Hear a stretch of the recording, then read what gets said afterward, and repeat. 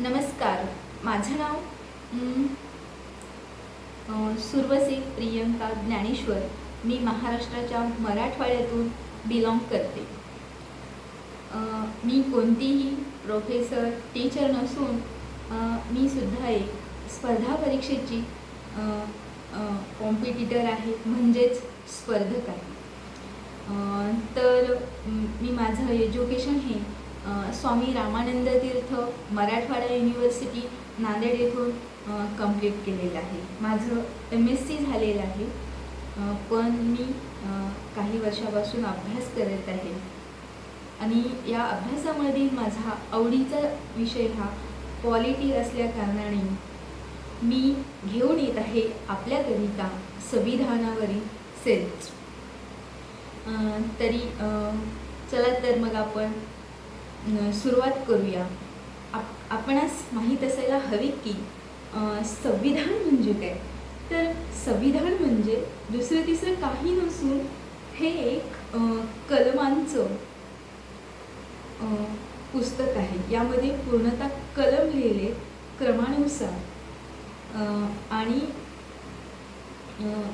या भारतीय राज्यघटनेमध्ये जेव्हा आपली भारताची राज्यघटना डॉक्टर बाबासाहेब आंबेडकरांनी लिहून पूर्ण केली, ती राज्यघटना 26 नोव्हेंबर 1949 रोजी स्वीकृत करण्यात आली.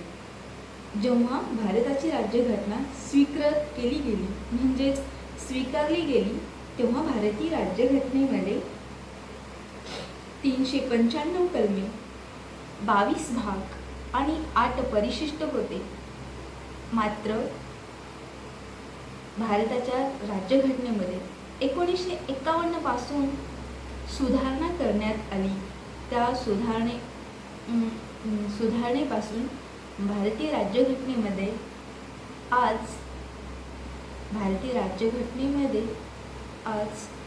470 कलम, 25 भाग आणि 12 परिशिष्टे आहेत.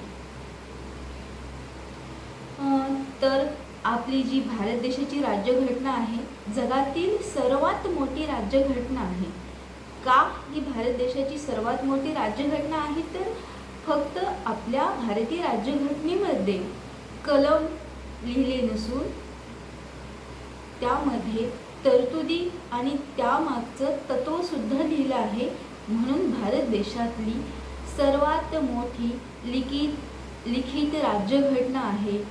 त्याचबरोबर अमेरिकेची सुद्धा, युनायटेड स्टेट ऑफ अमेरिका या देशाची सुद्धा लिखित राज्यघटना आहे. मात्र अमेरिकेच्या राज्यघटनेमध्ये फक्त 7 कलम आहेत आणि आपल्या भारत देशाच्या राज्यघटनेमध्ये 470 कलम, 25 भाग आणि 12 परिशिष्टे अशी आपली भारत देशाची राज्यघटना बनलेली आहे. तर प्रथमतः कलम मी संविधानाची सेरीज सुरू करत आहे आणि त्यामध्ये पहिलं कलम येतं. पहिलं कलम, पहिला भाग आहे, भाग 1 आहे. भाग 1 आहे संघराज्य व त्याचे राज्यक्षेत्र. आणि कलम 1 हे आहे संघराज्याचे नाव व राज्यक्षेत्र. तर कलम 1 मध्ये काय सांगत आहे? कलम 1 काय सांगतो आपल्याला? तर इंडिया अर्थात भारत हा राज्यांचा संघ असेल. इंडिया अर्थात भारत हा राज्यांचा संघ असेल. आपल्याला माहीत आहे आपल्या भारत देशामध्ये 28 राज्य आहेत. आपला जो भारत आहे तो कोणत्याही कराराने बनलेला नाही. 28 राज्यामधून एकही राज्य बाहेर पडणार नाही किंवा फुटीर होणार नाही. या भारत देशामधून कोणतेही राज्य निघून जाणार नाही. आपल्याला यावरून हे कळते की आपला भारत देश संघ राज्य नाही, मात्र राज्यांचा संघ आहे. संघराज्य का नाही? तर आपला भारत देश कोणत्याही कराराने बनलेला नाही, कोणतंही ॲग्रीमेंट केलं गेलं नाही. ॲग्रीमेंट फॉर एक्झाम्पल, आपण कोणाच्या तरी घरी राहण्यासाठी जातो आणि तिथे 2 वर्षासाठी 5 वर्षासाठी करार करतो आणि त्या तारखेपर्यंत, या तारखेपासून त्या तारखेपर्यंत करार करतो, ती तारीख आल्याच्यानंतर आपण तिथून निघून जातो. तसं मात्र भारताच्या राज्यांबद्दल नाही. तर भारतातलं कोणतंही राज्य भारत देशामधून बाहेर पडणार नाही, फुटणार नाही. कोणताही वाद झाला तरी, आर्थिक वाद होऊन किंवा राजकीय वादातून कोणतंही राज्य बाहेर पडणार नाही. आपला भारत देश हा राज्यांचा संघ आहे. राज्य व त्यांची राज्यक्षेत्रे पहिल्या अनुसूचीत विनिर्दिष्ट केल्याप्रमाणे असतील. तुम्हाला माहीत आहे, एखादं राज्य फॉर एक्झाम्पल आहे, आपल्या भारत देशाच्या राज्यघटनेमध्ये काय लिहिलं, अनुसूची आहे.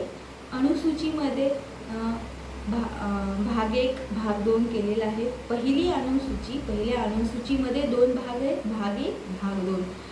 भाग 1 मध्ये राज्य व त्याची राज्यक्षेत्र दिलेलं आहे आणि अनुसूचीच्या भाग 2 मध्ये राज्यक्षेत्र, युनियन टेरिटरीज म्हणजेच केंद्रशासित प्रदेश आणि त्यांचं राज्यक्षेत्र दिलेलं आहे. तर भारताचं राज्यक्षेत्र हे कशाने बनलेलं आहे? तर बघा, भारताचं राज्यक्षेत्र हे राज्यांची राज्यक्षेत्र पहिल्याच अनुसूचीत दिलेलं आहे, विनिर्दिष्ट केलेलं आहे की संघ राज्यक्षेत्र आणि संपादित केली जातील अशी अन्य राज्यक्षेत्र मिळून बनलेलं असेल. भारताचं जे राज्यक्षेत्र आहे ते भारताची राज्यांची राज्यक्षेत्रे तसेच केंद्रशासित प्रदेशाची राज्यक्षेत्रे आणि संपादित केली जातील अशी अन्य राज्यक्षेत्रे मिळून बनलेलं असेल. कलम हे एकच एवढी माहिती कलम 1 मध्ये दिली गेली आहे. तर माझा संविधान सिरीजमधला भारतीय राज्यघटनेमधील पहिलं कलम मी सांगण्याचा प्रयत्न केला आहे. तरी सर्वांनी आपल्या फेडबॅक द्यावा ही माझी नम्र विनंती. जर कोणी तुमचा स्पर्धक, कोणी तुमचा मित्र मैत्रीण असेल अभ्यास करणारी, त्यांच्यापर्यंत ही माहिती शेअर करावी. धन्यवाद. पुढील कलम नंबर 2 मध्ये आपण भेटूयात. धन्यवाद.